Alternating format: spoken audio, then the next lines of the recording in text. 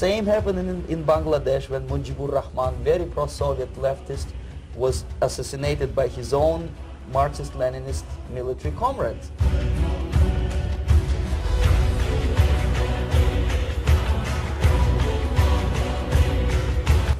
It's the same pattern everywhere. The moment they serve their purpose, all the useful idiots are either be executed entirely, all the idealistically minded Marxists, or exiled or put in prisons, like in Cuba. Many former Marxists are in Cuba, in prison. So most of the Indians who were cooperating with the Soviets, especially with our Department of Information of the USSR Embassy, were listed for execution. And when I discovered that fact, of course I was sick. I was mentally and physically sick. I thought that I'm going to explode one day during the briefing at the ambassador's office. I would stand up and say something that we are basically a bunch of murderers. The immediate impulse to defect was Bangladesh crisis, which was described by American correspondents as Islamic grassroots revolution, which is absolute baloney. There was nothing to do with Islam, and there was no grassroots revolution. Actually, there are no grassroots revolutions, period. Any revolution is a byproduct of a highly organized group of conscientious and professional organizers, but it has nothing to do with grassroots.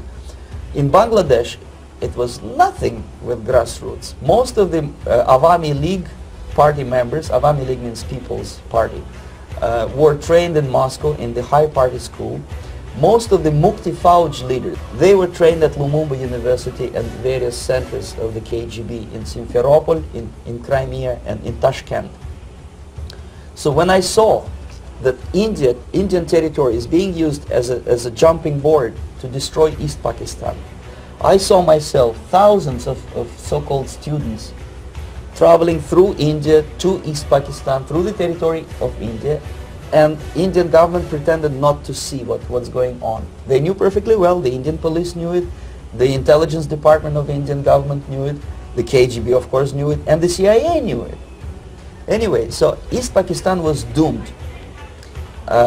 One of my colleagues in the Soviet consulate in Calcutta, when he was dead drunk, he ventured into the basement to relieve himself, and he found big boxes which said printed matter to Dhaka University. Dhaka is the capital of East Pakistan. And since he was drunk and curious, he opened one of the boxes and he discovered not printed matter. He discovered Kalashnikov guns and ammunition in there. Anyway, it's a long story.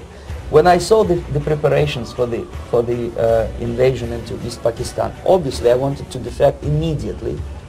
The only thing I couldn't at that time make up my mind when and where and